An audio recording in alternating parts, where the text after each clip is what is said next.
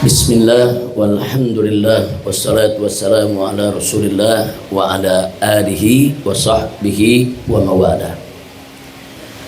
Kepada yang sama kita cintai dan kita muliakan, para tuan-tuan guru, para ustadz, para pimpinan daya, majelis-majelis, dan segenap para tokoh, baik dari kalangan ulama maupun kalangan umara. Dan secara khusus penghargaan kita sampaikan kepada pimpinan daripada Dayah Darul Mujahidin, yaitu akhina al-fadil al-muhtaram al-mukarram Tengku Muslim al-Tahiri hafizahullahu ta'ala wa ra'ah, famatanallahu bituli hayatih wa nafa'ana bi ulumih fid dini wad dunya wal akhirah, amin ya rabbal alamin. Jadi kita sampaikan terima kasih dan penghargaan untuk dayah kita ini karena telah menjadi wasilah bagi kita, sehingga malam hari ini kita bisa kumpul bersilaturahim, dan mudah-mudahan ini menjadi penyebab turunnya rahmat dan barakah, amin ya rabbal alamin. Nah, baiklah ya ikhwan, pertama ini pertanyaan yang kita dapatkan semua ada 4 pertanyaan-pertanyaan yang luar biasa, pertanyaan-pertanyaan yang bagus, fokus dan serius, serta muqtadul hal, sesuai dengan situasi dan kondisi yang sama-sama kita hadapi. Yang pertama, ada hal menarik. Tadi Abi Muslim menanyakan soal hukum, bagaimana nih kalau ada petugas negara, saudara, kerja membantu bencana tapi digaji, saudara, katanya mereka relawan untuk bantu masyarakat. Jawaban saya, kalau digaji bukan relawan namanya. Relawan itu nggak digaji, namanya aja relawan, dari kata rela, sukarela. Jadi kalau orang melakukan pekerjaan sukarela sebagai sukarelawan, saudara, maka dia tidak mengharapkan gaji dan tidak digaji. Itu dulu yang saya garis bawahi. Nah, jadi kalau ada petugas-petugas, apakah itu TNI, apakah itu Polri atau siapalah, saudara, yang memang dikirim oleh negara untuk membantu rakyat terus digaji, saudara, maka status mereka ya petugas, status mereka itu pekerja, status mereka bukan relawan. Nah, adapun soal hukum, kalau memang secara resmi pemerintah menetapkan gaji untuk mereka, sah-sah saja. Itu satu. Nah, cuma pertanyaannya adil tidak? Sementara masyarakat sendiri banyak yang bantuan belum sampai. Nah, itu persoalan lain ya, kawan. Kalau persoalan sah tidak, selama itu resmi pemerintah yang mengeluarkan, ada SOP-nya, ada regulasinya, ada aturannya, kita nggak katakan itu korupsi, sah-sah saja pemerintah mau bayar siapa saja dari petugasnya untuk mempercepat pemulihan daripada bencana di Aceh. Tapi memang kalau melulu bantuan itu hanya diberikan untuk para petugas-petugas sementara rakyat terbengkalai, tentu tidak memenuhi rasa keadilan masyarakat, dan itu akan jadi problem. Saudara, pasti kalau nggak adil pasti akan jadi problem. Nah, jadi kalau nggak mau jadi problem, tidak mau ada kegaduhan, saudara, maka pemerintah wajib menegakkan keadilan. Dan keadilan ini justice for all. Keadilan itu untuk semua. Keadilan itu tidak memandang agama, tidak memandang suku, tidak memandang daerah. Dan Allah nyatakan dalam Al-Quran, faqala ta'ala, innallaha ya'muru bil adli. Sesungguhnya Allah itu memerintahkan untuk penegakan keadilan, saudara. Nah, kalau pemerintah nggak adil, saudara, rakyat berhak protes, rakyat berhak untuk mengajukan keberatan, rakyat berhak untuk terus menuntut. Nah, itu yang ingin saya sampaikan. Jadi artinya kalau betul pemerintah dengan sengaja melakukan ketidakadilan, mereka berdosa besar. Saya jadi ingat bagaimana kisah Sayyidina Umar tatkala menjadi khalifah, saudara. Pernah suatu malam beliau sholat malam, kemudian beliau munajat, berdoa, beliau nangis sedih, terseduh-seduh. Nah, kemudian ditanya oleh keluarganya, sahabatnya, ada apa? Ya Amirul Mukminin, nangis seperti ini. Tahu apa yang beliau katakan? Aku sedang khawatir, takut kalau di bawah kepemimpinanku ada seekor domba di tepi sungai Efrat mati kelaparan dan kehausan, maka niscaya Allah akan meminta pertanggungjawabanku. Masya Allah. Bayangkan seorang khalifah yang adil. Kalau ada seekor domba mati karena kelalaian dia takut, saudara, akan dituntut oleh Allah, disiksa oleh Allah. Itu urusan domba. Lalu bagaimana dengan urusan manusia yang menjadi rakyat? Maka siapapun manusianya kalau menjadi pemimpin wajib bersikap adil, wajib melindungi rakyat, dan wajib membantu rakyat di mana saja yang mendapatkan bencana. Dan itu amanat konstitusi.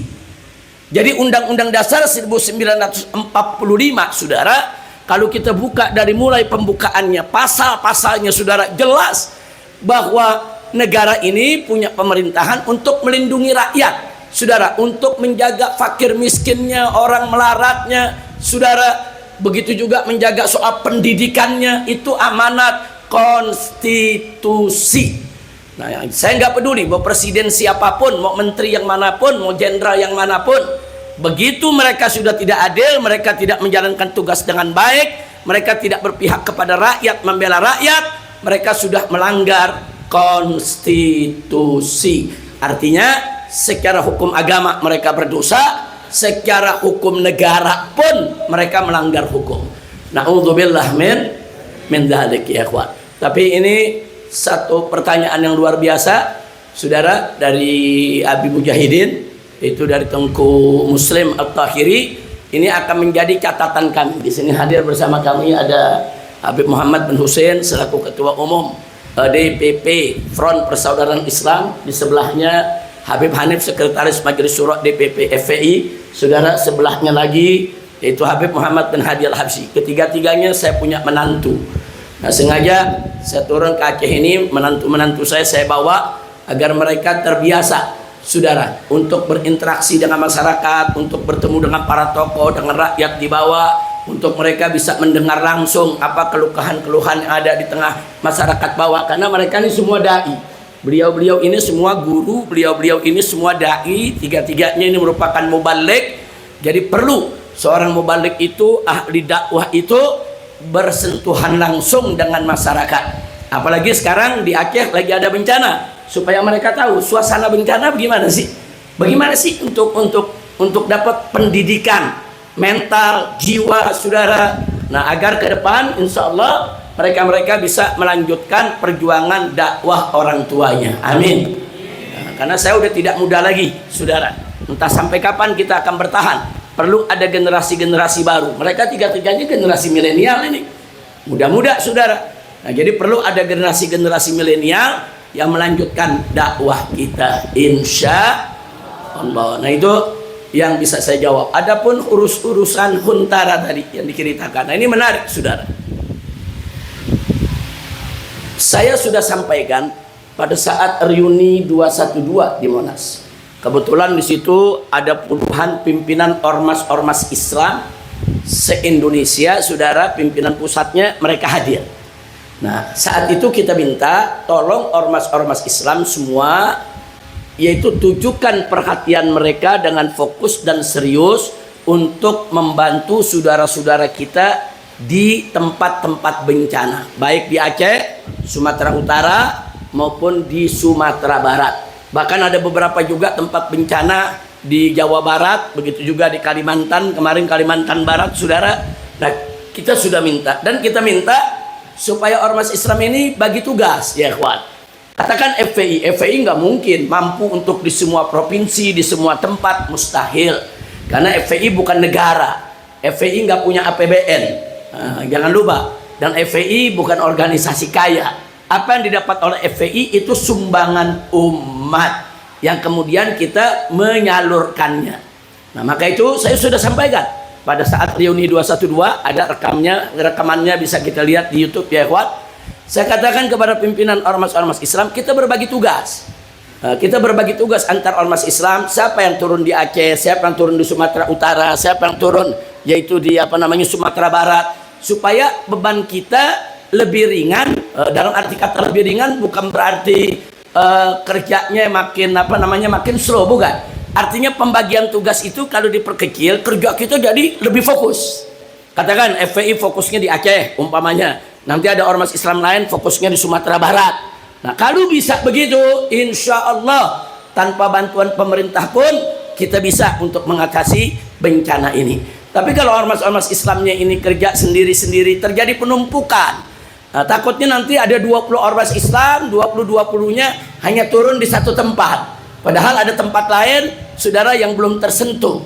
Nah itulah pentingnya kenapa antar ormas Islam di Jakarta perlu ketemu, perlu rapat bareng, dan seterusnya. Mudah-mudahan pulang dari sini kita udah lihat dengan mata kepala kita sendiri, dan kita sudah dengar langsung. Itu akan menjadi masukan bagi kami untuk kami sampaikan bukan hanya ke pemerintah, tapi ke ormas-ormas Islam yang ada di Jakarta di tingkat pusat, untuk yuk kita berbagi tugas bagaimana membantu saudara-saudara kita di tempat-tempat bencana. Nah kemudian saudara, dulu tatkala FPI pernah turun di beberapa tempat bencana seperti di Kerawang, di Lombok, di Palu, di banyak tempat, saudara. Nah itu kita berbagi tugas. Kadang-kadang FPI bagaimana? Kalau FPI yang bikin huntaranya, hunian sementaranya, baik, kami yang bangun hunian sementara. Tapi yang bikin dapur umumnya siapa? Nah, nanti ada orang masalah lain. Ya udah, kalau dapur umum kami yang pegang. Lalu pusat kesehatannya siapa yang pegang? Bagi-bagi tugas, saudara. Kalau semuanya FPI, mustahil FPI akan mampu melakukan itu. Itu satu. Yang kedua, saudara, selama ini antara FPI dengan ormas-ormas lain bukan hanya berbagi tugas, tapi juga memetakan wilayah sekaligus memaksimalkan fungsi posko-posko masyarakat setempat. Nah, seperti di Aceh, katakanlah di satu tempat posko FPI cuma ada 4 atau 5, tapi posko masyarakat ada 200, saudara. Nah itu kita bisa bekerja sama di posko FPI yang 5 ini. Begitu datang bantuan-bantuan dari luar Aceh, ini bisa disalurkan ke posko-posko tadi. Jadi posko-posko tadi ikut membantu menyalurkannya kepada korban bencana, saudara. Sehingga dengan cara kerja semacam itu, walaupun posko kita 10 bisa jadi 1000. Nah ini namanya kalau dalam istilah perjuangan taksimul a'mal wal adwar wal wadhaif.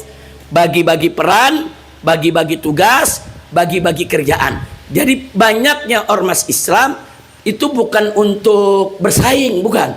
Banyaknya ormas Islam bukan berarti perpecahan, bukan.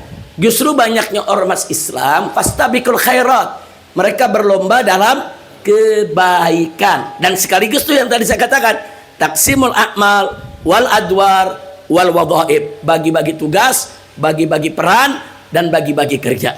Nah, maaf saudara, ini mestinya nih yang bersikap begini bukan FPI, ini mestinya presiden yang begini. Nah, mestinya nih yang begini nih mestinya eksekutif, legislatif, dia yang bagi-bagi tugas, saudara. Sebab yang namanya FPI dan ormas-ormas Islam lain ini betul-betul relawan, saudara. Memang nggak digaji oleh pemerintah. Sebetulnya konsep-konsep ini kalau dilaksanakan oleh pemerintah pusat, wah sebentar selesai. Urusan huntara, urusan tadi ibu kita yang bicara sekolah-sekolah pendidikan, sebentar. Saudara, dulu kita pernah turun di beberapa tempat, kita bagi tugas. Ada satu organisasi yang minta, udah FPI kami yang akan bikin hunian sementaranya. Tapi ini bagaimana nih anak-anak sekolah, seperti yang tadi ditanyakan. Ya sudah, kalau begitu FPI akan bangun sekolahnya. Kita bangun bukan sekolah permanen, cuman sekolah-sekolah darurat. Kita bangun dari triplek, dari kayu, ada sekian kelas. Nah kenapa itu diminta oleh masyarakat setempat? Karena saudara, yang namanya pendidikan kan terus jalan sekolah. Apalagi sekarang nih, ini setelah libur anak-anak mesti masuk sekolah. Habis itu nanti bulan April ada ujian. Nah terus kalau mereka nggak ada sekolahnya bagaimana? Apa mereka mesti tunda kelulusannya 1 tahun lagi? Apa mereka mesti berhenti sekolah? Nah dulu FPI yang kerjakan itu, saudara. Jadi kita nggak membangun hunian sementara, kita bangun kelas-kelas. Jadi di desa sini kita bangun sekian kelas, sana kita bangun sekian kelas. Gurunya dari mana? Nah kan gurunya udah ada di masyarakat itu, saudara. Kita hanya menyiapkan fasilitas. Jadi guru-guru yang kemarin ngajar di sekolah-sekolah yang rusak itu, ya mereka yang kelola. sekolah-sekolah darurat yang kami bangun. Dan alhamdulillah akhirnya semua anak-anak sekolah lagi, dan akhirnya begitu lagi ujian, walaupun rumah permanen mereka belum jadi, mereka tetap ikut ujian. Nah, jadi saya pikir cara-cara begini, yuk, mari, di sini ada Tengku Muslim, juga ada yang lain-lainnya, mari kita kompromikan, mari kita musyawarah, mari kita ajak ormas-ormas lain, saudara, untuk bisa kita berbagi tugas. Insya Allah, baik ormas nasional maupun ormas lokal. Kan ormas lokal juga ada, saudara. Bahkan justru ormas lokal itu yang tahu wilayah, yang tahu tempat, yang tahu bahasa, yang tahu adat, yang tahu tradisi. Mestinya ormas lokal yang berdiri paling depan, kita yang dorong, kita yang bantu, kita yang fasilitasi, kita yang dari luar Aceh yang cari dana dari luar untuk dibawa kemari. Saya yakin kalau kita bahu membahu, gotong royong, insya Allah bisa teratasi. Amin ya rabbal alamin. Itu pertama. Saya bicara dari segi ketahanan kita sendiri tanpa bantuan pemerintah. Nah, yang kedua, urusan pemerintah ini kewajiban kita bersama. Kami di Jakarta, saya di Jakarta udah beberapa kali kita kirimkan pesan ke presiden, kita kirimkan pesan ke para menteri, kita kirimkan pesan ke DPR-nya, saudara, baik secara langsung maupun tidak langsung. Bahkan kita angkat di mimbar-mimbar, saudara. Saya nggak peduli mereka mau marah, mereka mau tersinggung, mereka mau katakan Habib Rizik ini ekstrim, radikal, teroris, provokator. Saya nggak peduli. Karena saya tidak ridho kalau ada satu rakyat di Indonesia yang tidak bersalah dizalimi. Jangankan rakyat itu orang Islam, andai kata rakyat itu bukan Islam pun nggak boleh kita zalimi, saudara. Apalagi kalau rakyatnya orang Islam, saudara. Nah, jadi saya janjikan insya Allah pulang dari sini, dari apa informasi yang saya dapat ini semua, kita akan coba tuangkan lagi nanti. Kita akan surati secara resmi. Waktu itu kita udah surati presiden. Resmi kita kirim surat ke Bapak Presiden. Kita protes keras. Kenapa Anda tidak mau menjadikan ini sebagai bencana nasional? Nah, singkat saja, tadi siang saya juga ada mengisi di Aceh Utara dan Biren. Nah, ada satu bagian yang saya mau ulangi di sini, saudara. Hanya sekedar buat bahan pikiran kita semua, bahan pemikiran. Dulu tahun 1992 terjadi tsunami di Nusa Tenggara Timur, NTT. Hari ini terjadi tsunami, besok Presiden Soeharto langsung mengumumkan status bencana nasional. Begitu diumumkan, semua perangkat negara, semua instrumen pemerintahan turun kerja. Bantuan luar negeri datang, dalam waktu yang singkat semua selesai. Itu tahun 92. Kemudian kita lihat tahun 2004 ketika terjadi tsunami di Aceh, sudah. Nah, ketika terjadi hari ini tsunami Aceh, besok pemerintah, saat itu presidennya Pak SBY, langsung mengumumkan, wah ini bencana besar, nggak ditunda lagi sebagai bencana nasional. Begitu diumumkan, banjir bantuan dari semua negeri, dari Malaysia, dari Brunei, dari Singapura, bahkan dari Timur Tengah, saudara. Nah, saya masih ingat benar, dari FPI saja dulu kita menyalurkan, yaitu ada 50 perahu speedboat dari negeri Oman, saudara, untuk dibagi-bagi kepada nelayan yang ada di Melabu, saudara. Kita bagi-bagi semua. Sampai ini bantuan itu banjir, luber, sampai kita jadi bingung ini mengurusnya bagaimana. Kenapa? Karena diumumkan bencana nasional. Nah, sekarang kita tanya, lalu kenapa? Kok sekarang kan bencananya nggak kalah sama tsunami? Bahkan kalau dari segi wilayah, saudara, luasan sekarang. Nah, dulu tsunami itu kan cuma wilayah Banda Aceh, Aceh besar sampai ke Melabu, saudara, nggak sedahsyat ini. Walaupun memang kita akui kalau bicara dari segi yang meninggal dunia, waktu tsunami 2004 jauh lebih besar. Hampir 150.000 orang yang meninggal dunia. Kami dari FPI sendiri, saya bawa laskar FPI 1.300 orang. Saya kumpulkan dari Jawa, dari Sumatera, Kalimantan, Sulawesi. Kita bawa ke Banda Aceh. Kita sebar. Untuk apa? Untuk kita mengumpulkan mayat dan mengurusnya. Kita urus, kita masukkan ke kantong mayat, kita sholatkan, kemudian kita kuburkan, ya ikhwah. Nah, saat itu berat medannya. Tapi karena diumumkan sebagai bencana nasional, kita kerjanya ringan. Saya bisa bawa 1.300 orang. Oh, bagaimana 1.300 orang kapal nggak punya, saudara? Nah, begitu diumumkan bencana nasional, kita cuma hubungi saudara Pelni. Pelni, ini kita punya 1.300 relawan. Bisa gak bantu kita 1.300 orang ini dikirim ke Aceh? Disediakan 2 kapal, disediakan. Nah, jadi itu kalau bencana nasional semua bergerak. Tapi kalau nggak diumumkan bencana nasional, ya begini, saudara kondisinya. Jadi seolah-olah hanya bencana lokal biasa, cukup yang ngurusin pemerintah daerah setempat. Paling-paling dari pemerintah pusat cuma ngebantu begitu aja, saudara. Jadi ini sudah kita proses. Nah, baiklah, muncul pertanyaan. Ada yang tanya, Habib, kenapa ya kok dulu 92 NTT tsunami diumumkan, 2004 tsunami Aceh diumumkan bencana nasional, kenapa sekarang kok enggak? Nah, saudara, inilah yang saya mau sampaikan, yang tadi sudah saya sebutkan waktu di mana tadi sore kita di Biren ya. Kalau masalah bencana ditarik-tarik ke urusan politik, ya begini jadinya, saudara. Urusan bencana tuh nggak boleh ditarik ke politik.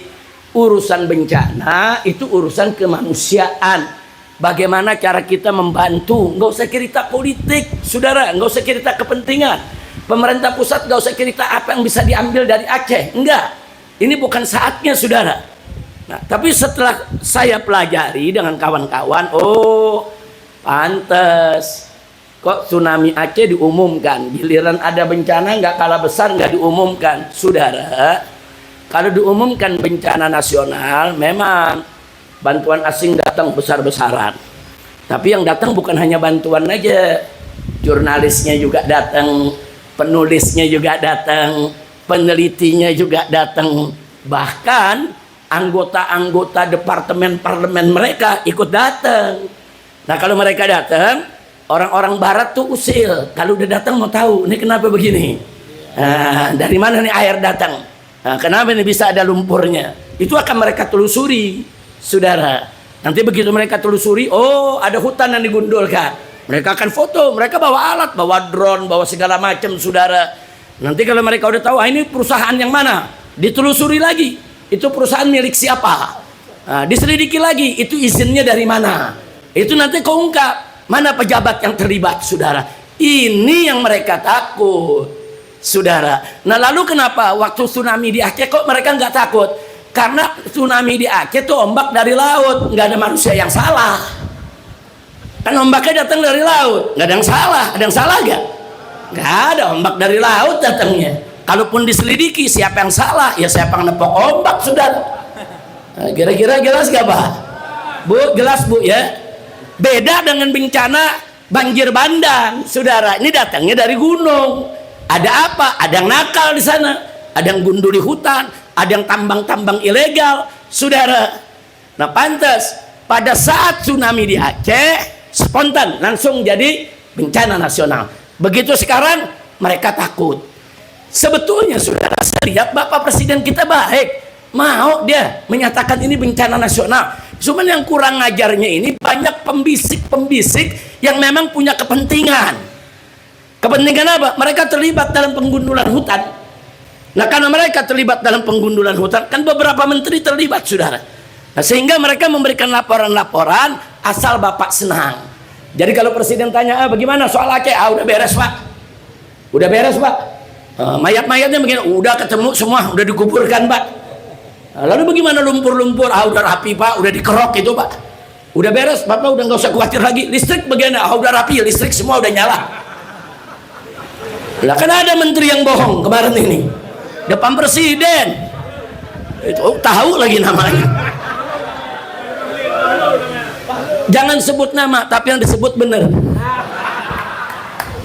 Bukan saya yang nyebut ya, tapi yang disebut benar. Nah, jadi kita lihat kalau depan Presiden aja dia berani bohong. Ada rakyat, ada pimpinan, ada kamera. Presiden tanya, bagaimana listrik? Udah beres belum? Oh, udah beres, 97% udah nyala semua. Enak bener itu ngomong. Nah, kalau saya melihat kenapa dia ngebohong, ada yang dilindungi, saudara. Ada yang dilindungi supaya Presiden udahlah, ini masalah bencana lokal, Pak. Ini bencana biasa, ini gampang, nanti kita yang beresin, Pak. Nah, Bapak Presiden kita gampang percaya sama orang-orang di sekitarnya, saudara. Nah akhirnya inilah yang terjadi. Nah maka itu kemarin dari FPI sendiri kita surati langsung minta presiden untuk menyatakan bencana nasional. Saya teriak di atas mimbar, saudara. Bahkan kita marah habis di atas mimbar. Rekamannya bisa lihat, ada di IBTV, saudara. Ada apa? Mereka nggak mau untuk nyatakan bencana nasional. Akhirnya ribut, punya ribut. Nah kemarin ada jalan tengah, saudara. Kemarin kabinet, para menteri duduk dengan DPR RI. Begitu duduk dengan DPR RI, akhirnya sepakat dibentuk Satgas, saudara, Satuan Tugas Penanggulangan Bencana Nasional untuk Aceh dan Sumatera. Dia nggak sebut bencana nasional, enggak. Cuma disebutnya ini adalah Satgas Penanggulangan Bencana dengan skala nasional. Nah saya sempat tanya kepada pimpinan DPR yang di Jakarta, ini maksudnya apa nih? Ini maksudnya bagaimana? Jadi mereka akan bikin kantor di Aceh. Jadi di Aceh akan dibikin kantor, nanti orang-orang pusat, saudara, baik dari DPR-nya maupun dari menterinya, mereka akan berkantor di Aceh sampai pemulihan itu selesai. Nah saya bilang kalau memang betul seperti itu, ini kabar baik buat kita, tapi mesti kita kawal. Nah kadang-kadang kita dikasih kabar begitu udah seneng aja, tahu-tahu nggak ada buktinya. Nah sementara ini saya dapat kabar seperti itu. Ini kabar lumayan baik. Terus saya protes juga, tapi percuma. Saya bilang kalau ini berjalan sementara bantuan asing di stop, percuma. Kita protes karena kemarin presiden mengatakan kita nggak butuh, kita mampu, nggak usah pakai minta bantuan luar negeri. Kita malu. Oh saya protes, kenapa jadi malu, saudara? Kalau ngutang malu, kalau ngutang malu, kalau korupsi harus lebih malu. Nah ini kan orang ngebantu sudah, kita sampaikan. Nah, tapi alhamdulillah kemarin presiden berubah lagi. Kemarin presiden menyatakan siapa tuh yang nolak bantuan asing? Bodoh itu. Alhamdulillah. Maksudnya bodoh mungkin bahlul kan? Kan bahasa Arabnya bahlul kan? Kira-kira jelas Pak ya. Nah jadi ada perkembangan baik walaupun belum dinyatakan bencana nasional, tapi kalau Satgas ini kita kawal betul-betul dia kerja, betul-betul bantuan dalam maupun luar negeri itu keluar, insya Allah itu akan menjadi solusi. Tapi jangan mudah percaya Pak Bu ya. Saya akan terus awasi ini di Jakarta, akan terus saya awasi, saya dorong, saya korek sampai betul-betul ini bekerja sebagaimana kita harapkan, insya Allah. Baik, yang berikutnya, ini berikutnya Ustadz kita, masya Allah nih, Tengku pertanyaannya, ini kira-kira ini bencana ada kaitannya nggak dengan kemunkaran? Nah ini kira-kira nih nanti terulang lagi ya nih, ini yang namanya apa namanya bencana, saudara. Bencana kalau menimpa seseorang atau menimpa suatu masyarakat, ini ada pembagian yang berbeda. Saya bicara perorangan dulu. Kalau kita bicara perorangan, bencana itu bisa menjadi ujian, bisa menjadi peringatan, bisa menjadi azab. Jadi jangan langsung memvonis setiap bencana ini azab. Belum tentu, saudara. Belum tentu, saudara. Nah, bagaimana cara kita membedakan mana yang ujian, mana yang peringatan, dan mana yang azab, saudara? Cara membedakannya, ini saya masih bicara perorangan, belum bicara masyarakat. Cara membedakannya, kalau yang mendapat musibah, saudara, orang yang muttaqin, orang yang betul-betul beriman dan takut kepada Allah, seperti para rasul, para nabi, para aulia, para wali, saudara, orang-orang solihin, saudara. Kalau mereka ini kena musibah, maka dipastikan musibahnya adalah ujian. Loh kenapa? Karena memang mereka orang-orang suci, ada di sisi Allah, nggak berbuat dosa. Jadi bukan azab buat mereka, ujian.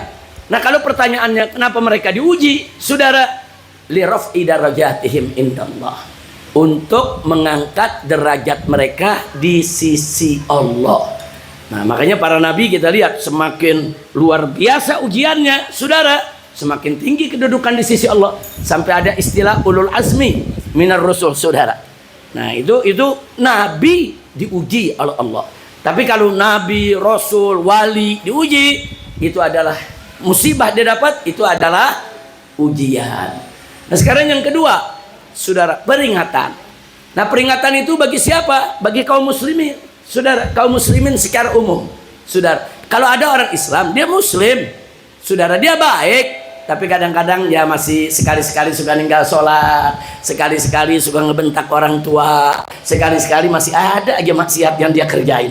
Saudara, nah yang seperti ini kalau dapat musibah, musibah itu adalah peringatan. Kenapa diberi peringatan? Karena Allah masih sayang sama dia.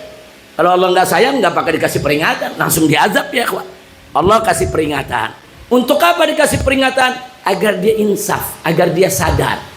Nah kalau dia sudah sadar, dia insaf, maka kebaikannya dia lebih tingkatkan, keburukannya dia stop, dia nggak kerjain lagi. Nah kalau itu terjadi, saudara, maka musibah yang dia dapat untuk menghapus dosanya. Nah yang begini ini dosanya dihapus, asal dia sadar, dia tobat kembali ke jalan Allah, saudara. Nah insya Allah umat Islam ini kalau dapat musibah, ya kalau nggak ujian, ya peringatan ya. Mudah-mudahan, amin ya rabbal alamin. Nah sekarang yang ketiga, lalu kapan itu musibah jadi azab? Kalau musibah tadi menimpa orang yang ingkar kepada Allah, yang ingkar kepada Nabi, saudara, atau orang yang ngaku Islam tapi nggak pernah mengamalkan Islam, sholat enggak, puasa enggak, saudara, kemudian juga zakat enggak, saudara, bahkan dia hampir tiap hari kerjaannya maksiat, dia judi, dia zina, saudara, dia mencuri, dia merampok, dia membunuh, dia berzina, udah macam-macam maksiat dia lakukan. Nah kalau orang yang semacam ini mendapat musibah, itu adalah azab. Nah, bukan ujian, bukan peringatan, itu adalah azab yang Allah dahulukan di dunia ini, sementara azab akhirat asyad, lebih keras lagi dan menanti dia pada nantinya. Na'udzubillah min dzalik. Cuman ada yang lucu nih Pak, Bu. Ada yang lucu. Ada orang ngaku Islam, hidupnya jadi preman. Orang sini tahu preman ya? Tahu preman ya? Kayaknya udah jadi bahasa semua tuh preman. Dia jadi preman, saudara. Nggak pernah sholat, nggak pernah puasa, kerjaannya maksiat udah tiap hari. Sekali waktu dapat musibah, dia sakit berat, datang nengokin kawan-kawannya, ditanya, bro kenapa bro? Apa dijawab? Anda lagi diuji nih sama Allah. Gimana ceritanya preman diuji, saudara? Saudara, wali saja nih, wali nih, para rasul, para nabi, para wali, orang soleh, itu kalau dapat musibah nggak berani ngaku-ngaku diuji. Saking apa? Saking takutnya kepada Allah. Begitu dapat musibah, mereka apa nih yang kami lakukan? Dosa apa nih yang kita kerjakan? Takut kalau Allah sampai marah sama dia, saudara. Orang yang soleh, yang wali nggak berani, saudara. Kalau dapat musibah nyebut itu ujian. Giliran preman, ente kenapa sakit? Ini Allah lagi ujian ini. Astagfirullahaladzim, itu bukan diuji, itu lagi diazab. Nah, masih untung kalau begitu diazab, dia masih panjang umur, ada kesempatan untuk dia bertobat. Kalau nggak panjang umur, makanya mati su'ul khatimah. Na'udzubillah min dzalik. Nah itu saya ingin menunjukkan soal apa itu makna musibah secara perorangan. Nah sekarang kita bicara secara masyarakat, satu kesatuan. Allah berfirman dalam Al-Qur'anul Karim, faqala ta'ala, walau anna ahlal qura amanu wa taqaw la fatahna 'alaihim barakatin minas sama'i wal ard walakin kadzabu fa akhadnahum bima kanu yaksibun. Shadaqallahul azim. Indah ini ayat, saudara. Allah Subhanahu wa taala mengatakan dalam ayat tadi, walau anna ahlal qura, andai kata penduduk negeri-negeri, saudara, amanu, mereka beriman, wattaqau, dan mereka bertakwa, Allah janjikan la fatahna 'alaihim, niscaya kami akan buka untuk penduduk negeri tersebut, kami limpahkan kepada mereka barakat, aneka ragam keberkahan, minas sama'i wal ard, keberkahan yang Allah turunkan dari langit atau keberkahan yang Allah keluarkan dari bumi, saudara. Ini janji Allah. Nah, mustahil Allah itu tidak menepati janji, saudara. Tapi ada kebalikannya yang mesti kita hati-hati. Walakin kadzabu, Akan tetapi penduduk-penduduk negeri itu banyak yang mendustakan Allah, nggak beriman kepada Allah, mendustakan hukum Allah. Apa yang terjadi? Allah sendiri yang mengatakan, la akhadnahum bima kanu yaksibun. Niscaya kami akan siksa mereka lantaran apa yang sudah mereka kerjakan. Jadi kesimpulannya dari ayat tadi, satu, kalau penduduk negeri beriman, bertakwa, Allah kasih keberkahan. Berkah sawahnya, berkah lautnya, berkah hutannya, berkah kebunnya, berkah rumahnya, saudara, berkah gunungnya, berkah politiknya, berkah ekonominya, berkah keamanannya, berkah pendidikannya, berkah semuanya, saudara. Tapi kalau coba-coba nggak beriman dan nggak bertakwa kepada Allah, saudara, maka Allah akan siksa mereka. Nah, makanya kembali kepada pertanyaan tadi, ini kira-kira yang di Aceh ini masuk yang mana nih, saudara? Nah, tentunya kita nggak bisa main tuding, saudara, nggak bisa. Itu perlu pembelajaran mendalam, itu perlu dilihat. Tapi kalau saya lihat secara zohir, saudara, memang di Aceh maksiat ada, memang di Aceh juga kemunkaran ada. Tapi secara zohir yang saya lihat, dengan adanya konon syariah di Aceh ini, secara umum jauh lebih baik dibandingkan tempat-tempat yang lain, saudara. Secara umum saya lihat tuh mata kepala saya sendiri, bagaimana perempuan-perempuannya pada pakai jilbab, pakai hijab, menutup dia punya auratnya, saudara. Begitu juga yang lelakinya, anak kecilnya aja pada pakai piki, saudara. Di mana-mana kita lihat, walaupun di jalan. Nggak sampai di situ, pesawat-pesawat terbang, saudara. Itu dari Jakarta ke Banjarmasin, Jakarta ke Manado, Jakarta ke Makassar, kemana tempat, saudara, nggak ada tuh pramugari pakai jilbab. Tapi coba kau dari Jakarta turun di Aceh, ada pakai jilbab kan? Semua pramugari pakai, yang nggak pernah pakai jilbab dia pakai ya. Nah, itu dahsyatnya konon syariah tuh, saudara. Alhamdulillah.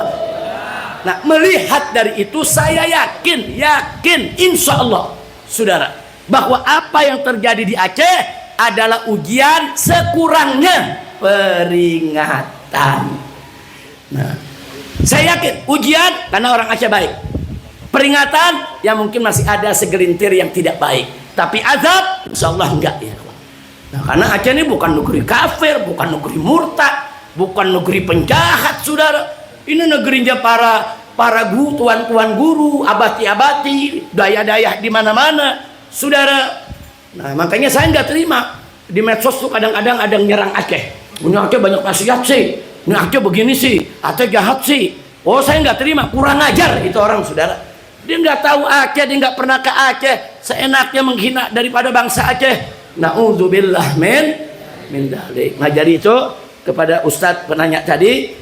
Jadi artinya kalau ditanya ini di Aceh bagaimana nih? Insya Allah Ustadz, ini ujian dan paling tidak peringatan, insya Allah. Nah, kalau pertanyaannya apa ini akan berulang, bisa jadi. Nah, kalau Acehnya downgrade, artinya downgrade nih, turun begitu. Sekarang imannya kuat, atau besok maksiat yang lebih banyak. Nah, hati-hati, saudara. Hari ini pakai konon syariat, atau besok konon syariat dicabut, saudara. Bisa jadi musibah bisa datang lagi. Na'udzubillah min dzalik. Tapi selama dijaga, nggak usah khawatir. Insya Allah musibah seperti ini tidak terjadi lagi buat bangsa Aceh. Amin ya rabbal alamin. Sebagai tambahan, Ustaz, masih soal tadi, saudara, kalau ada pertanyaan, kenapa sih Aceh sering dapat bencana? Nah, bukan sekali dua kali, sering dapat bencana, saudara. Dulu zaman Belanda, saudara, 350 tahun Aceh nggak pernah berhenti perang. Daerah-daerah lain semua jatuh ditaklukkan sama Belanda, Aceh doang yang nggak takluk, saudara. Andaikan ketika itu Aceh takluk, seluruh Indonesia, saudara, nggak ada ini yang namanya negara Indonesia. Nah, jadi 350 tahun perang terus, saudara. Bagaimana pejuang-pejuang Aceh dulu, Teku Umarnya, Cut Nyadinnya, dan lain sebagainya, saudara. Nah, kemudian setelah itu begitu kita merdeka, saudara, ada aja yang fitnah orang Aceh. Katanya mau memerdekakan diri lah dulu zaman-zaman Tengku Daud Bere. Akhirnya perang lagi, saudara. Aceh dikejar lagi. Setelah itu udah tenang, udah damai. Tahu-tahu, saudara, di Aceh ini karena diperlakukan tidak adil dan lain sebagainya, timbul konflik lagi. Itu peristiwa DOM, daerah operasi militer. Berapa ribu yang mati, saudara. Wah, kalau mau cerita itu udah luar biasa, udah penderitaan orang Aceh nih. luar biasa. 2004 dapat tsunami, baru laut menghantam daratan Aceh. Udah tenang, tahun 2025 dari gunung datang. Saudara, ini ada apa nih kok bertubi-tubi? Nah saudara, kita jangan suudzon kepada Allah, kita harus husnudzon. Karena ada hadits qudsi, Allah mengatakan ana inda dzonni abdi bi, saya sesuai dengan dugaan hamba saya. Artinya kalau hambanya husnudzon, yakin Allah itu baik, yakin Allah itu Rahman Rahim, niscaya Allah akan perlakukan dia sebagaimana yang dia duga. Tapi kalau nanti dia berprasangka tidak baik kepada Allah, Allah mempersempit rezekinya, Allah bikin susah hidupnya, nanti Allah bikin susah dia punya hidup. Nah jadi Allah tergantung bagaimana kita punya prasangka, saudara. Maka itu ahsinu dzannakum billah, perbaikilah, perindahlah dugaan prasangka kita kepada Allah Subhanahu wa ta'ala. Nah karena itu kalau dapat bertubi-tubi begitu, jangan langsung merasa wah ini jangan-jangan Allah marah nih, azab ini bertubi-tubi. Jangan saudara, jangan, justru kita mesti optimis. Oh ini jangan-jangan bangsa Aceh saudara lagi diperhatikan oleh Allah. Loh kenapa saya bisa bicara begini? Ada hadisnya saudara, di mana Nabi mengatakan dalam hadis sahih, kata beliau, asaddun nasi balaan al-anbiya, summan salihun, summal amsal fal amsal. Kata Nabi apa? Kata Nabi, manusia yang paling banyak dan paling keras, paling dahsyat ujiannya, paling berat saudara, adalah al-anbiya, para nabi. Para nabi disayang Allah, bertubi-tubi mereka punya dapat ujian justru karena disayang, bukan karena Allah benci mereka, Allah sayang saudara. Itu pertama. Yang kedua kata Nabi, as-solihun, orang-orang soleh saudara, itu ujiannya lebih berat daripada yang gak soleh, Allah sayang sama mereka. Terus kata Nabi setelah itu al-amsal fal amsal, orang yang sepertinya, orang yang sepertinya. Artinya makin tinggi kedudukan di sisi Allah, makin hebat iman takwanya, ujiannya makin berat. Nah kalau ngambil hadis ini nih, kita ngambil hadis ini nih, dari seluruh bangsa Indonesia, ujian yang paling berat adalah orang Aceh. Artinya apa saudara? Kenapa paling berat? Bisa jadi karena Aceh yang terbaik, karena Aceh yang terkuat, karena Aceh yang paling menonjol Islamnya, karena Aceh yang betul-betul diperhatikan dan disayang oleh Allah. Amin ya rabbal alamin. Itu namanya kita husnudzon. Karena para nabi diuji ya karena memang disayang Allah saudara, dan ujiannya paling berat ya karena memang Allah sayang sama mereka kok. Nah kalau bangsa Aceh ujiannya lebih berat daripada yang lainnya di Indonesia ini, saya yakin karena memang di sini ada keistimewaan berkaitan dengan perjuangan Islam di Indonesia, sehingga ujiannya lebih berat. Tapi nggak usah khawatir, kalau Anda sabar, Anda lulus dari ujian ini, Anda akan menjadi bangsa yang terbaik. Amin ya rabbal alamin. Nah itu yang saya mau sampaikan saudara. Tadi ada tambahan sebagian sebetulnya udah terjawab juga, tapi soal konsep tadi itu tadi sudah katakan, kita kerjasama lah dengan semua komponen, dan generasi Gen Z jangan dilupain. Ini Gen Z ini walaupun generasi paling muda, tapi mereka nih inovatif, jadi kreatif, inovatif. Itu kalau kita karyakan, kita berikan kepercayaan, mereka akan kerja nggak kalah dengan gen milenial, insya Allah. Baik, saya pikir itu udah, ibu tadi juga sebagian sudah kejawab ibu ya. Jadi saya jawab semua tadi, empat-empatnya, mudah-mudahan manfaat untuk kita. Silakan lanjut kalau masih ada yang mau bertanya sebelum kita tutup. Ada satu yang masuk Arif dari Syekh Tu dari Desa. Beliau bertanya, mungkin ini keadaan kita sedang musibah, lantas bagaimanakah cara untuk Aceh kembali seperti sedia kala tanpa harus menggadang-gadangkan kalimat merdeka? Mungkin itu pertanyaannya. Habib yang masuk satu, mungkin langsung bisa dijawab. Saudara, bukan Anda saja yang teriak merdeka, saya juga teriak merdekanya lebih keras. Merdeka! Tapi tanya dong, merdeka apa nih Beb? Kalau yang belakang langsung bilang merdeka Aceh. Nah, saya mau ajak semua masyarakat di Aceh, saudara. Saya mau ajak, saudara.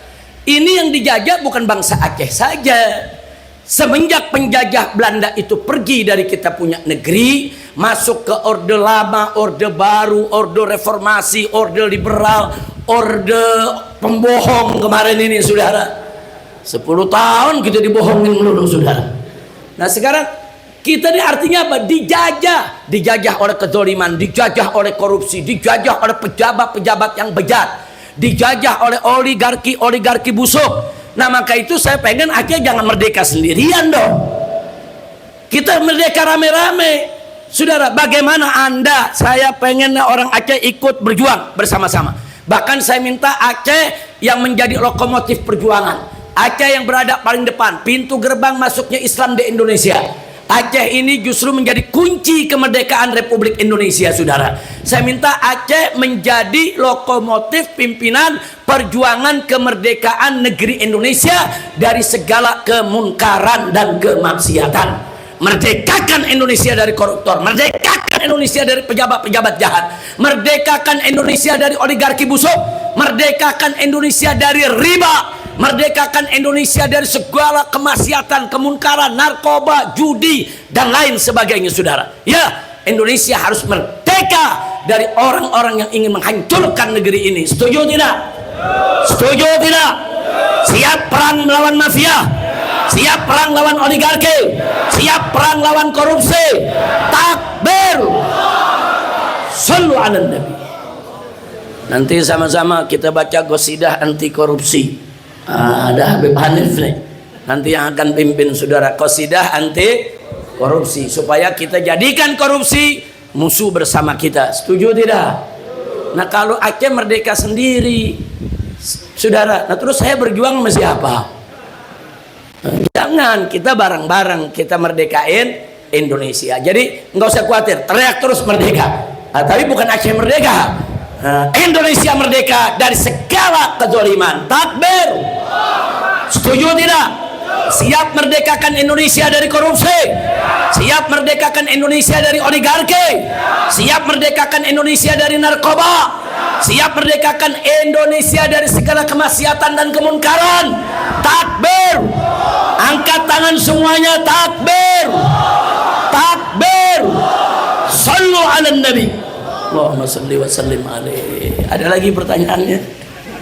Ya, kita persilakan kepada penanya yang berikutnya. Sembari kita menunggu Habib istirahat sejenak, dipersilakan. Ya.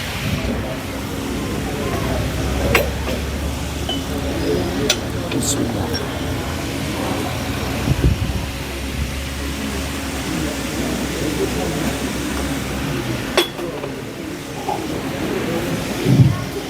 Assalamualaikum warahmatullahi wabarakatuh. Waalaikumsalam warahmatullahi wabarakatuh. Ahlan wa sahlan. Ya, Mudah-mudahan imam besar umat Islam dengan penuh rasa hormat pada malam yang sangat berbahagia ini, dialog maupun curhatan bangsa Aceh sudah sebenarnya Habib dari dulu kami sangat ingin yang seperti ini.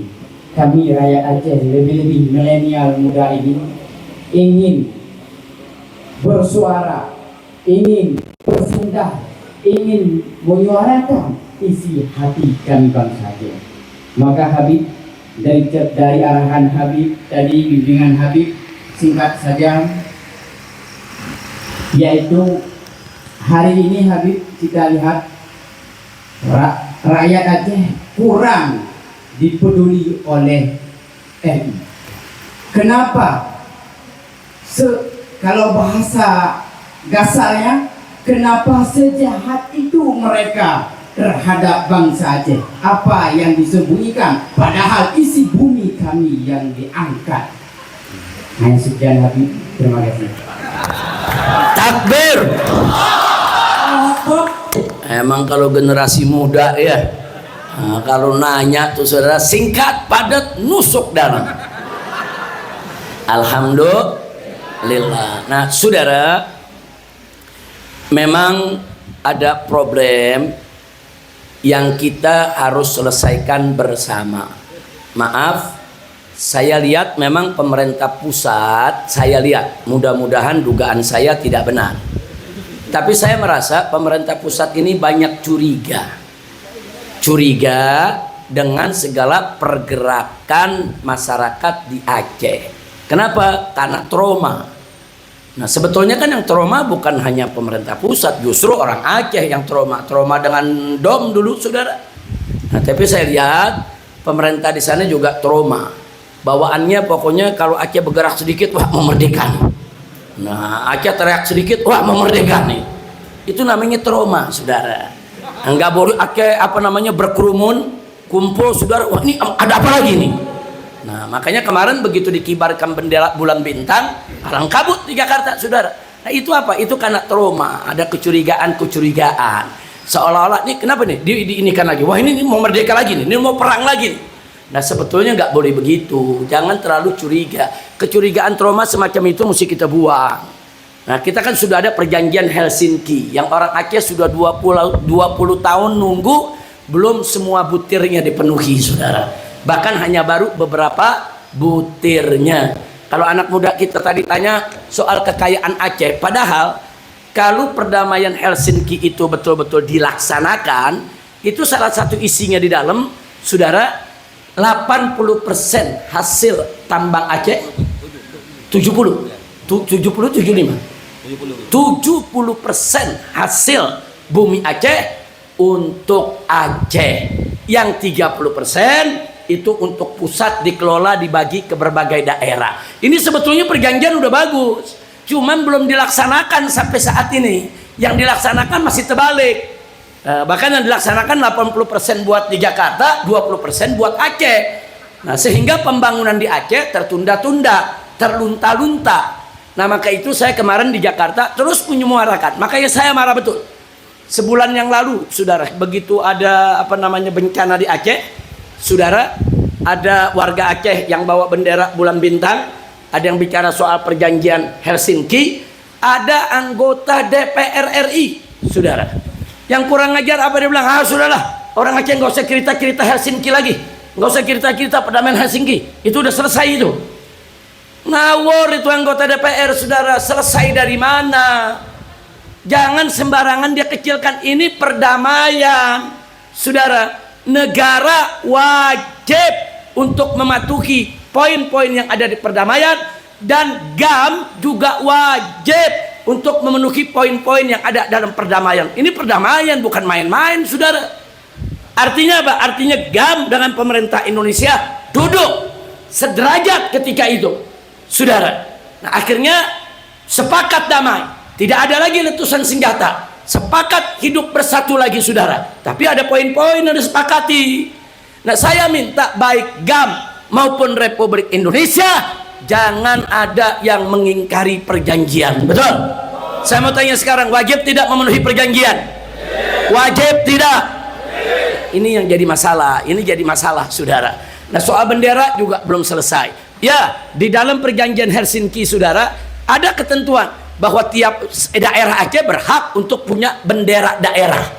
Hanya saja, saudara, pemerintah Jakarta mau silakan bikin benderanya, tapi jangan bendera GAM. Itu yang jadi masalah. Jadi ini ada ego, saudara, yang belum bisa dijinakkan, saudara.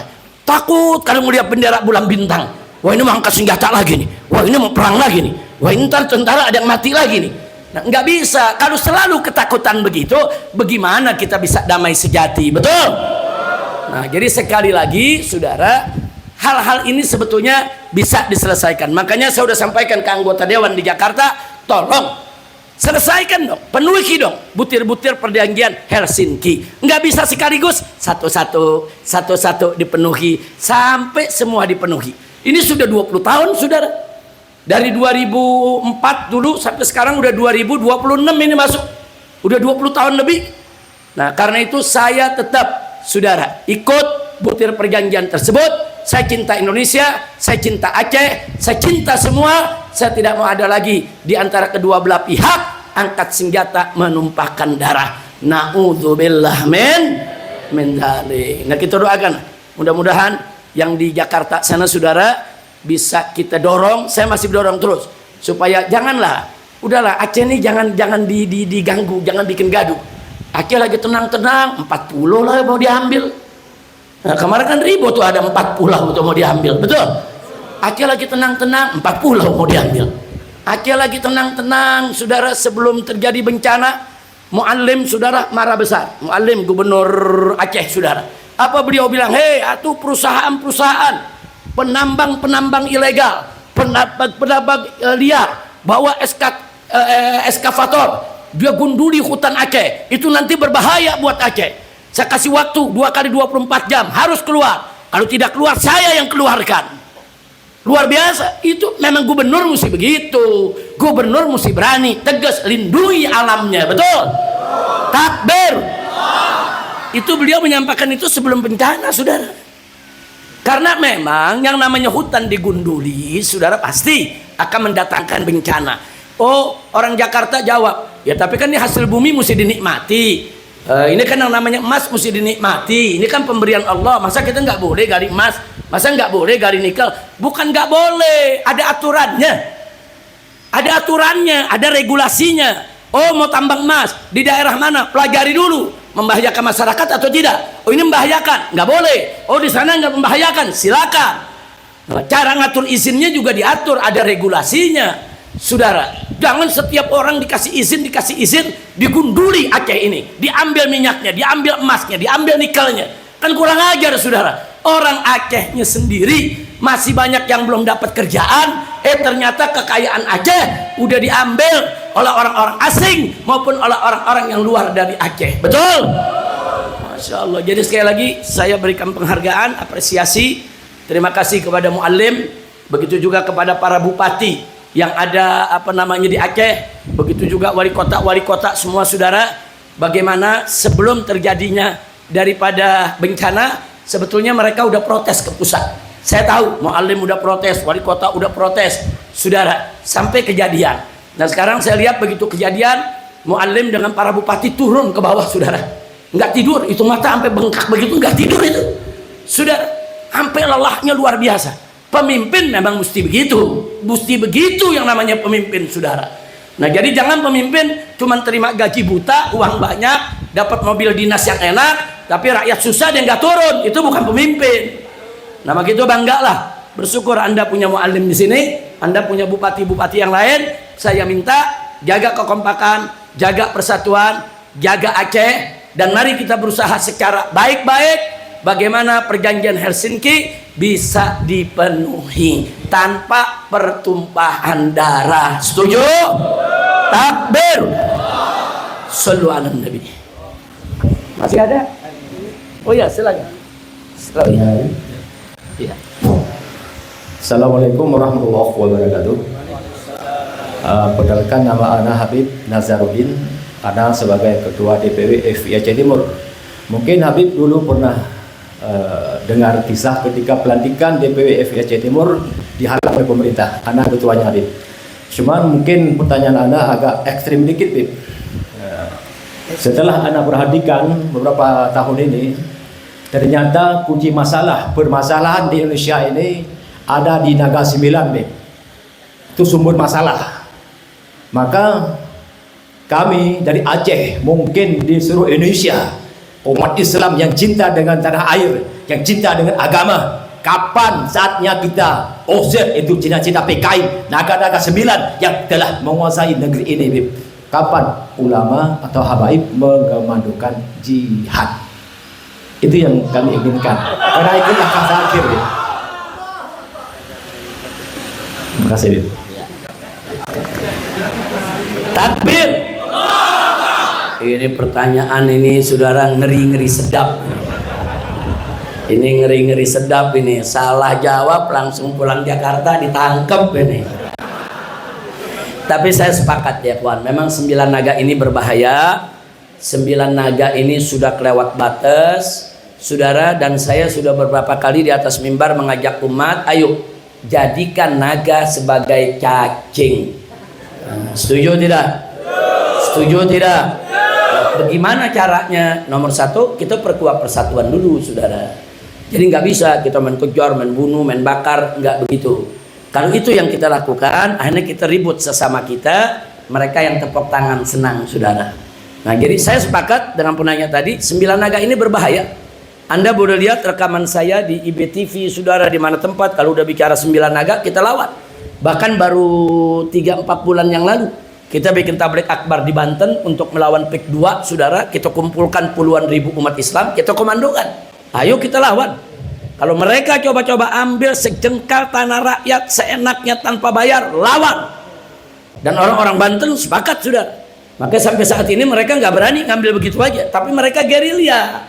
Pakai pejabat, pakai jenderal, pakai menteri, pakai ini. Suruh bujuk itu rakyat, saudara, dan seterusnya. Nah, inilah yang menjadi PR kita semua. Jadi sekali lagi, saya sepakat 9 naga memang harus dijadikan 9 cacing. Tapi bagaimana caranya? Ini perlu bukan hanya dipikirkan, tapi kita duduk, kita rapatkan, kita bahas, kita seminarkan, saudara. Karena ini berkaitan dengan regulasi, ini berkaitan dengan peraturan, di mana peraturan kita banyak dibeli oleh mereka. Mereka beli anggota DPR bikin peraturan yang enak bagi mereka, nggak enak bagi rakyat, saudara. Nah, ini jadi persoalan. Jadi perangnya bukan perang dengan senjata saja, tapi ini perangnya dengan pemikiran, perang dengan strategi, perang dengan politik. Saya kasih contoh satu saja, saudara, sebelum saya akhiri.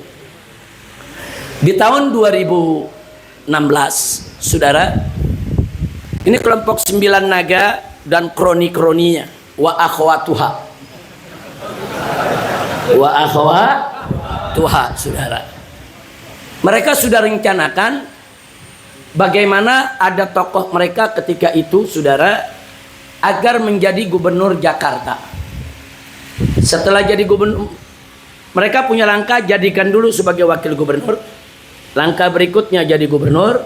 Langkah berikutnya jadi wakil presiden. Langkah berikutnya menjadi presiden.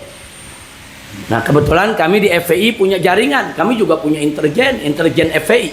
Terus kita kumpulkan beritanya, kita kumpulkan bukti dan saksinya, saudara. Ternyata ini bukan sekedar isu atau rumor, tapi memang mereka punya rencana seperti itu.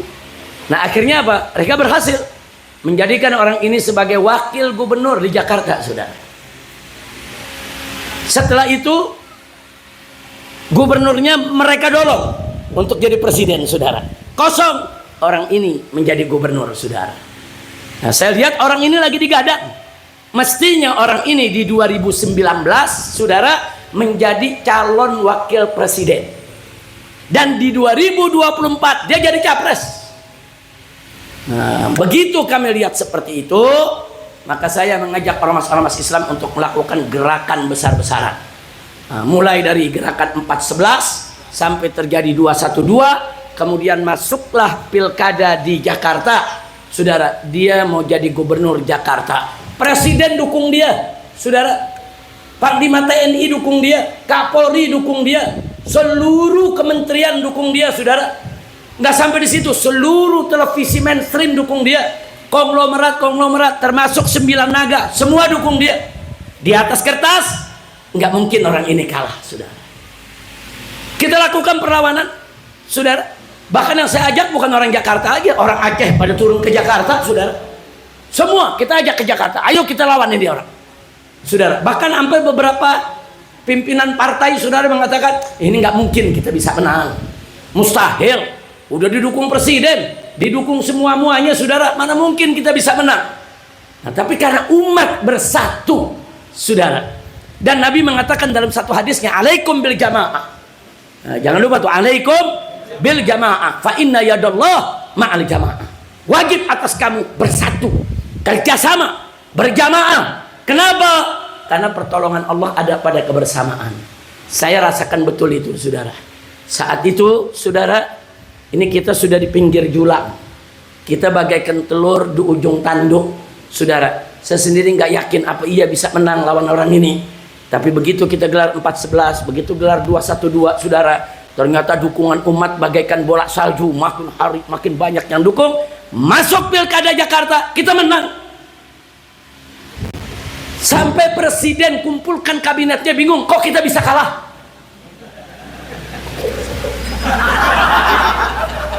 Duitnya udah triliunan. Dia kalah, saudara. Karena sakit hati, kalah. Akhirnya saya dikejar-kejar, saudara. Dikenakan 17 pasal, saudara. Mau ditangkap. Nah, saya lihat, oh ini politik, ini bukan hukum. Saya sudah berkali-kali ditahan. Saya sudah berkali-kali ngadepin hukuman, saudara. Saya tahu, kalau itu persoalan hukum, saya tidak lari. Saya hadapi, walaupun harus dipenjara. Tapi ini urusan politik. Kalau urusan politik, jangan dilawan pakai hukum. Politik lawan pakai politik. Dia mau nangkap kita, kita hijrah ke Mekah. Takbir. Nah, itu kan politik, saudara. Sampai di Mekah kita lawan terus, saudara. Kita lawan terus, enggak, kita enggak berhenti. Saudara, dendamnya luar biasa. Makanya begitu saya pulang dari Mekah, saudara, terjadi kerumunan di kota Jakarta, Kapolda Metro diberhentikan. Terjadi kerumunan di Jawa Barat menyambut kedatangan saya, Kapolda Jawa Barat diberhentikan. Kenapa? Karena dia memang dendam, saudara. Nah, akhirnya terjadilah, saudara, apa yang terjadi kita kenal dengan KM50. Yang mereka incar saya kok, mereka mau bunuh saya kok, saudara. Enggak, bukan siapa-siapa mereka mau bunuh, saudara. Tapi enggak berhasil. Mereka tumpahkan kemarahan tersebut akhirnya kepada 6 santri, 6 pemuda, 6 laskar yang mereka culik, mereka bunuh, saudara, mereka siksa sebelum dibunuh, dan setelah mati mereka fitnah. Nah, ini karena apa? Karena dendam politik. Nah, kenapa saya cerita ini, saudara? Ini saya lagi ngelawan 9 naga.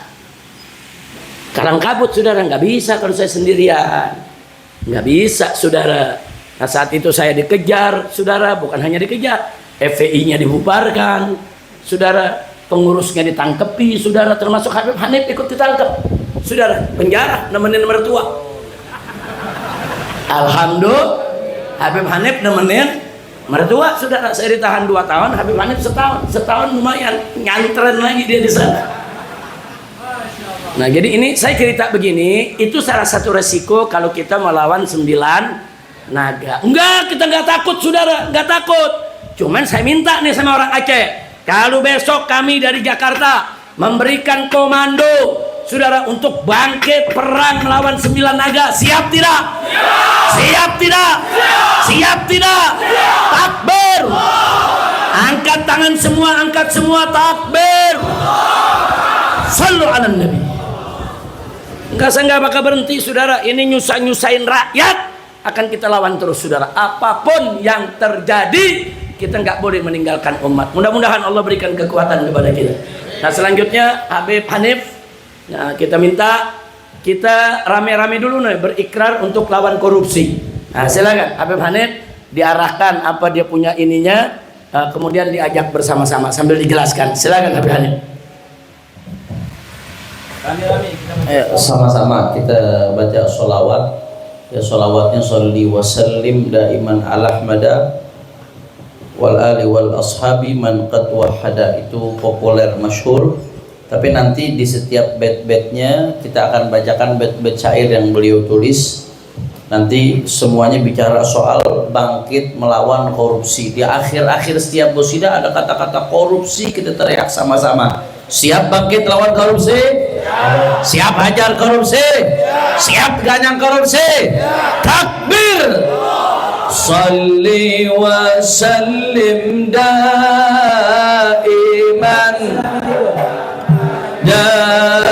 salli wa sallim daiman ala hamada wal ali wal ashabi man qad wahada wal ali wal ashabi man qad wahada. Semuanya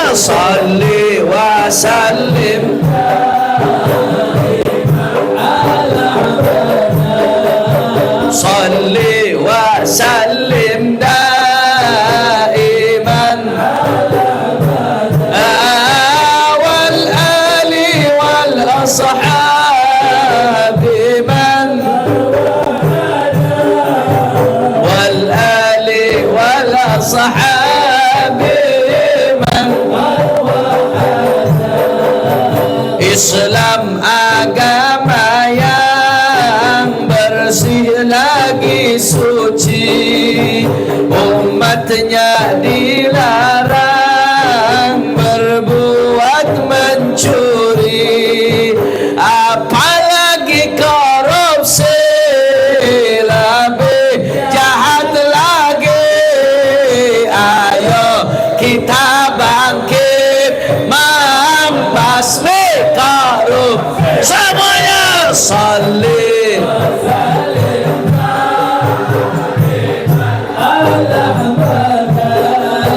Salli wa sallim daiman ala Muhammadin wal ali wal ashabi man qad wahada wal ali wal ashabi. Negeri RI bangkrut bukan sebab subsidi, bukan juga karena luasnya negeri, tapi negeri bangkrut lantaran korupsi. Ayo kita bangkit membasmi, semuanya salli wa sallim. Semua duduk, tetap duduk. Salli wa sallim daiman wal ali wal ashabi.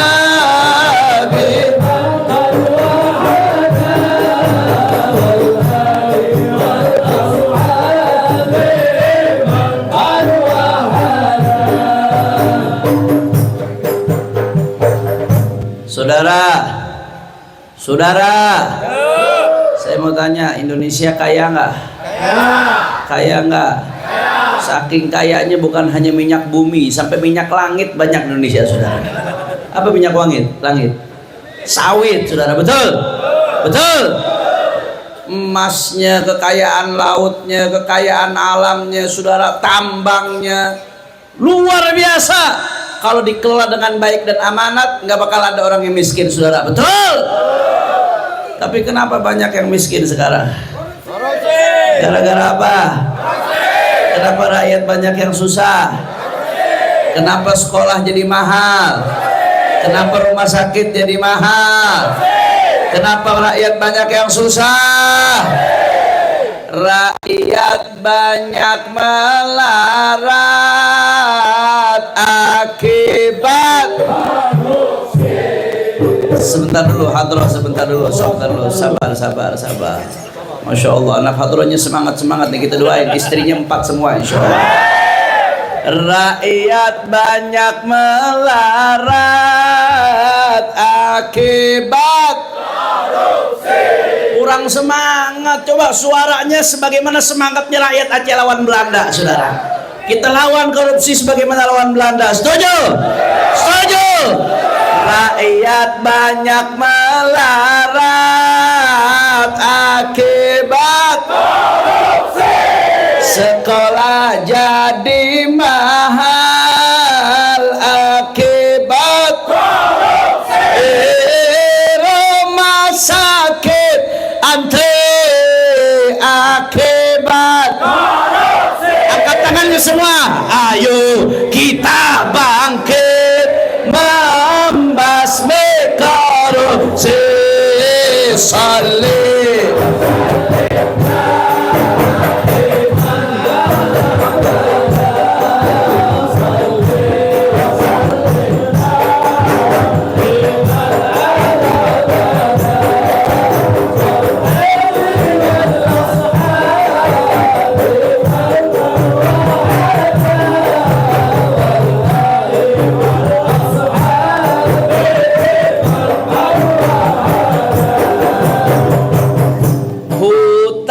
Jadi gundul akibat korupsi. Kurang kompak. Hutan jadi gundul akibat akhirnya jadi banjir akibat korupsi. Banyak orang rakus lakukan korupsi. Ayo kita bangkit membasmi korupsi. Salih.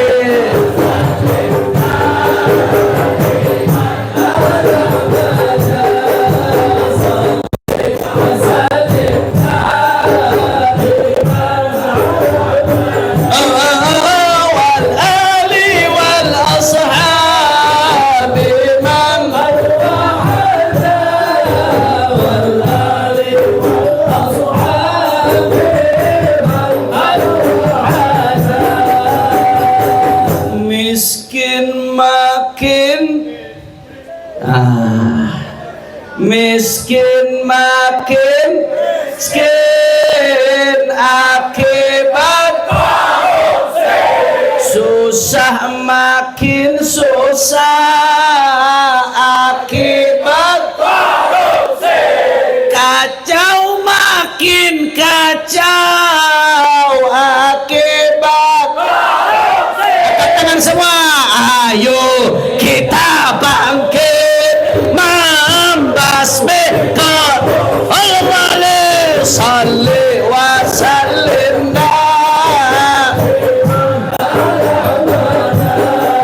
salli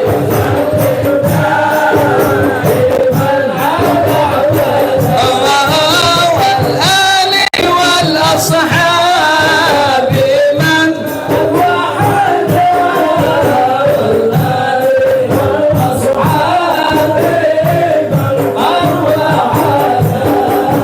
semua Aceh siap bersatu, siap lawan korupsi, siap ganyang para koruptor. Takbir, takbir.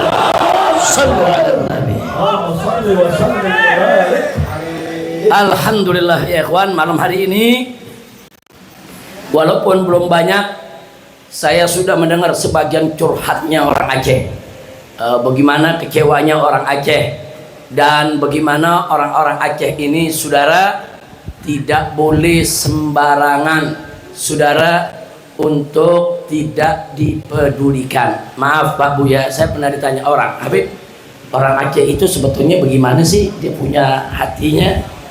Saya jawab, Pak, orang Aceh itu hatinya saudara pintunya kecil tapi dalamnya luas. Pintunya kecil tapi dalamnya luas. Masuknya nggak gampang, karena pintu kecil, pelan-pelan mesti masuknya. Karena dekat orang Aceh nggak bisa main serodol-serodol lagi, sudah harus hati-hati, harus santun, harus lembut, betul. Tapi kalau sudah masuk ke dalam, lihat hati orang Aceh yang luasnya luar biasa. Makanya semarah-marahnya orang Aceh, saudara, ternyata diajak damai bisa kok. Semarah-marahnya orang Aceh, diajak duduk berunding bisa kok. Nah itulah sifat orang Aceh. Aceh saudara jangan sekali-kali dipermainkan, betul? Nah begitu saya tanya sekali lagi ini semua, siap bersatu? Siap berjuang? Siap betul? Siap lawan mafia? Siap lawan koruptor? Siap merdekakan Indonesia dari kezaliman? Takbir! Merdeka! Merdeka! Merdeka! Indonesia merdeka dari korupsi. Takbir! Indonesia harus merdeka dari oligarki. Takbir! Indonesia harus merdeka dari segala kejahatan. Takbir! Angkat tangan semua, angkat tangan semua. Merdeka! Merdeka! Takbir! Takbir! Hidup Islam! Hidup Aceh! Hidup Indonesia! Takbir! Sallu ala Nabi. Nah, saya pikir untuk hari ini cukup pertanyaannya ya. Insya Allah kapan-kapan saya datang lagi kemari, kita gelar tablik akbar. Setuju? Kita gelar tablik akbar, kita gelar istighosah kubro insya. Nah untuk malam ini kenapa kita cukupkan sampai di sini? Karena besok pagi saya dengan rombongan mau ke Bener Meriah.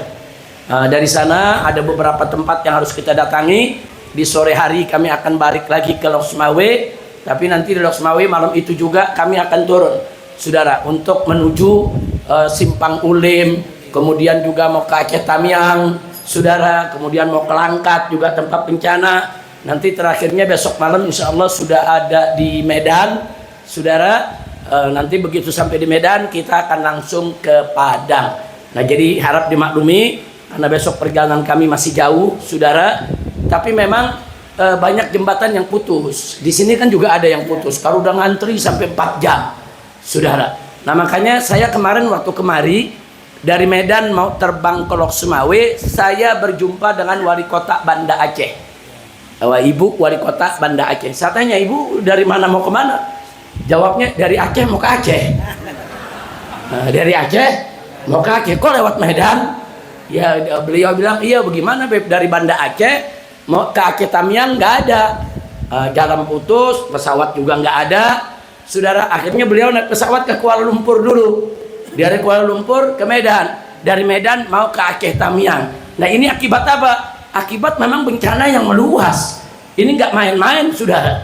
Nah, karena itu sekali lagi saya mohon maaf karena perjalanan banyak terputus, banyak gangguan. Kami harus malam ini persiapan, besok kami berangkat, tolong didoakan.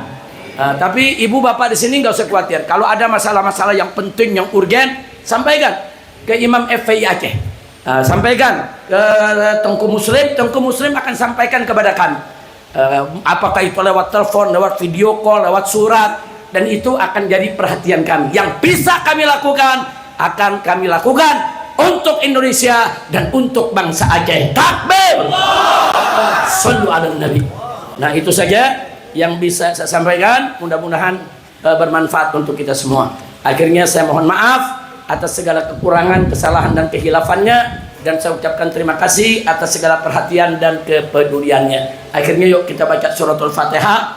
Kita niatkan bi barakatil Fatihah. Ala Allah subhanahu wa ta'ala an yubarik di Aceh, yubarik li ulamaiha wa umaraiha wa ra'iyatiha, wa an yaj'al Aceh wilayatan salihah thayyibah mubarakah ma'murah salimah nafi'ah lil ummatil islamiyah wa ila hadratin nabi sayyidina Muhammadin sallallahu alaihi wasallam bisirril Fatihah. A'udzu billahi minasyaitonir rajim. Bismillahirrahmanirrahim.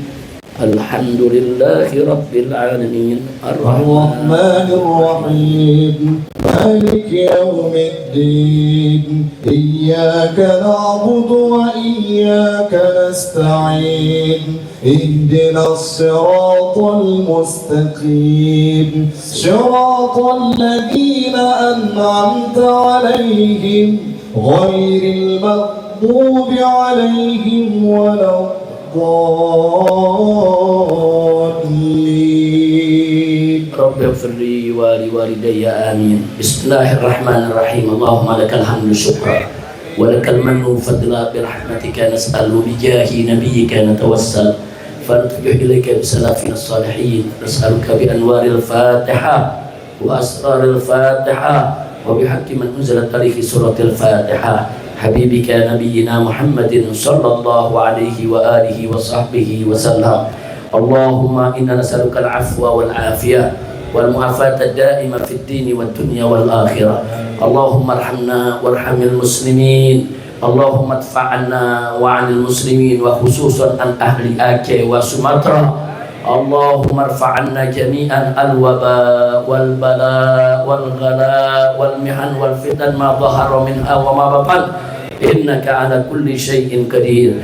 اللهم أنزل علينا وعلى أهل آكي وسمطرة خصوصا رحمتك ومغفرتك وبركاتك ونصرتك يا خير الناصرين يا خير الناصرين. اللهم أعز الإسلام والمسلمين وقوم الإسلام والمسلمين وانصر الإسلام والمسلمين. اللهم انصر المجاهدين في فلسطين. اللهم وفقهم للنجاح والفلاح والاستقامة في الدين والدنيا والآخرة. اللهم ارزقهم نصرا عزيزا وفتحا مبينا وخلاصا جميلا وفتحا مبينا وإماما عادلا وبلدا آمنا برحمتك يا أرحم الراحمين وبقوتك يا قوي يا متين يا قوي يا متين اللهم حرر المسجد الأقصى من يد اليهود الغاصبين اللهم رجع المسجد الأقصى إلى أيدي المسلمين اللهم عليك باليهود والإسرائيل والصهاينة وأعوانهم اللهم فرق جمعهم وشدد شملهم مسك وحدتهم وخرب قوتهم وزلزل أقدامهم فدمرهم تدميرا إنك على كل شيء قدير اللهم اجعل بلادنا بلاد إندونيسيا بلادا إسلامية آمنة مطمئنة غنية معمورة مرضية عندك برحمتك يا أرحم الراحمين اللهم أمتنا على الإيمان اللهم أمتنا على الإسلام اللهم أمتنا على الإحسان اللهم أمتنا على قول لا إله إلا الله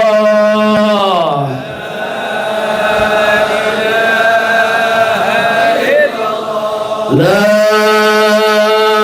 إله إلا الله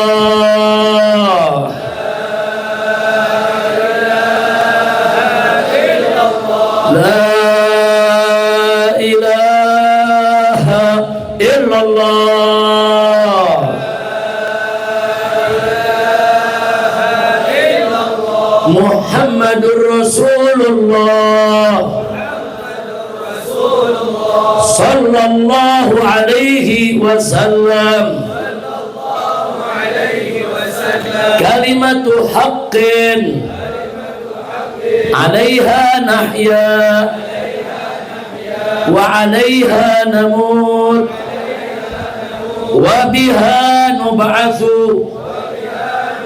وندخل الجنة إن شاء الله تعالى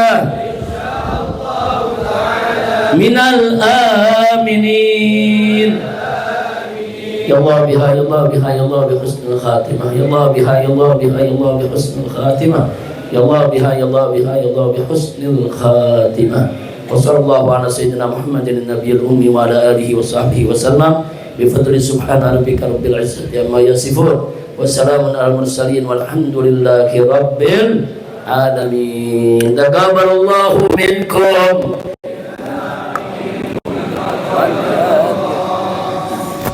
Sekian yang bisa saya sampaikan. Terima kasih. Hadani Allah wa iyyakum ila siratal mustaqim. Wassalamualaikum warahmatullahi wabarakatuh.